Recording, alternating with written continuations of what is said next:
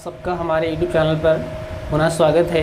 आज हम लोग इंटरमीडिएट के काव्यखंड काव्यांजलि के द्वितीय पाठ जो सामान्य हिंदी के अंतर्गत आता है, द्वितीय पाठ में मैथिली शरण गुप्त जी का पाठ है कई का अनुताप और दूसरा शीर्षक है गीत। तो उसमें हम इस पाठ के अंतर्गत सबसे पहले आज हम लोग मैथिली शरण गुप्त जी का जीवन परिचय पढ़ेंगे और पुनः कल जो है इस पाठ के जो आगे पद्यांश दिए हुए हैं उनको भी समझेंगे। बहुत ही रोचक, बहुत ही सुंदर पाठ है, बहुत ही पढ़ने में आनंद भी आता है और आप उनको समझें। तो मैथिली शरण गुप्त जी का जो जीवन परिचय है परीक्षाओं में परीक्षा की दृष्टि से बहुत ही महत्वपूर्ण है। तो आज हम लोग पहले गुप्त जी का जीवन परिचय समझने। राष्ट्र कवि, इन्हें राष्ट्र कवि कहा जाता है। राष्ट्र कवि मैथिली शरण गुप्त जी का जन्म झांसी जिले के चिरगांव नामक स्थान पर हुआ था 1886 ईस्वी में।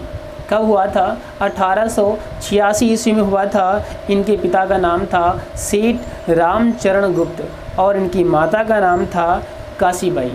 पिता का नाम था रामचरण गुप्त और माता का नाम था काशीबाई। इनके पिता को हिंदी साहित्य से बड़ा स्नेह था और गुप्त जी पर भी जो है अपने पिता का पूरा प्रभाव पड़ा। इनकी जो प्राथमिक शिक्षा थी वह इनकी गांव चिरगांव में ही हुई थी और इसके बाद ये घर पर ही अंग्रेजी, बांग्ला, संस्कृत एवं हिंदी का अध्ययन करने लगे और उसके बाद कुछ रचनाएं लिखने लगे। तो इनकी जो रचनाएं थीं कलकत्ता से प्रकाशित होने वाला एक पत्र था वैश्योपकारक, वो वैश्योपकारक पत्र में इनकी रचनाएं छपने लगी। आचार्य महावीर प्रसाद द्विवेदी के संपर्क में आने के बाद उनके परामर्श और उनके स्नेह से इनकी रचनाओं में काफ़ी निखार भी आया। ये द्विवेदी जी को अपना गुरु भी मानते थे। उन्हीं की प्रेरणा को प्राप्त कर गुप्त जी ने खड़ी बोली में भारत भारती की रचना की थी। राष्ट्रीय विशेषताओं से परिपूर्ण होने के कारण ही महात्मा गांधी ने इन्हें राष्ट्र कवि की उपाधि दी थी। हमने देखा कि मैथिली शरण गुप्त जी को हम राष्ट्र कवि कहते हैं। तो ये उपाधि किसने दी थी? महात्मा गांधी ने। क्यों दी थी? क्योंकि इनकी रचनाओं में राष्ट्रीय भावना प्रकट हो। और प्रयाग विश्वविद्यालय की ओर से इन्हें मानद डीलिट की उपाधि से सम्मानित किया गया। और साकेत महाकाव्य जो इनकी रचना है, इनका महाकाव्य है, साकेत महाकाव्य पर इन्हें हिंदी साहित्य सम्मेलन द्वारा मंगला प्रसाद पारितोषिक से सम्मानित किया गया तथा भारत सरकार ने इन्हें पद्म भूषण सम्मान से भी सम्मानित किया। और 12 दिसंबर सन 1964 को माँ भारती का यह लाल सच्चा सपूत पंचतत्व में विलीन हो गया। अगर हम बात करें इनकी रचनाओं के बारे में तो गुप्त जी की लगभग 40 मौलिक काव्य ग्रंथ जो हैं प्राप्त होते हैं, जिसमें भारत भारती, किसान, शकुंतला, पंचवटी, त्रिपथगा, साकेत, यशोधरा, द्वापर, नहुस, काबा और कैबला आदि ये रचनाएं प्रमुख रूप से उल्लिखित हैं। इसके अतिरिक्त गुप्त जी ने अनघ, तिलोत्तमा, चंद्रहास जैसे 3 छोटे छोटे पद्यबद्ध रूपक भी लिखे हुए हैं।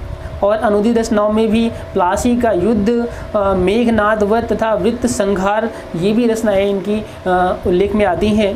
अगर हम बात करें इनकी काव्यगत विशेषताओं की तो गुप्त जी की कविता का मुख्य स्वर जो है वो राष्ट्र प्रेम रहा है।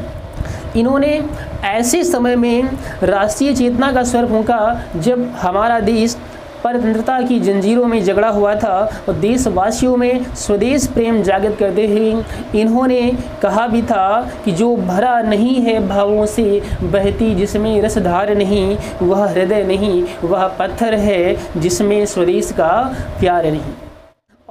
इन्होंने जो समाज में सदियों से उपेक्षित नारियां थीं, उर्मिला, यशोधरा, इन नारियों के उदात्त जीवन चरित्र का भी वर्णन अपने काव्यों में किया है।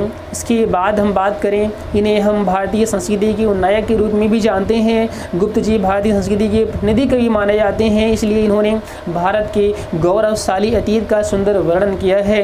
इनका विश्वास था कि सुंदर वर्तमान और स्वर्णिम भविष्य के लिए अतीत को जानना बहुत ही आवश्यक है।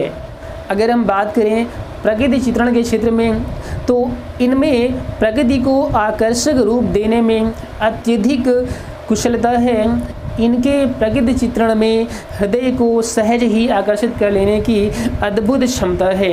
और रस योजना की अगर बात करें तो गुप्त जी की जो रचनाएं हैं उसमें अनेक रसों का सुंदर सामंजस्य देखने को मिलता है।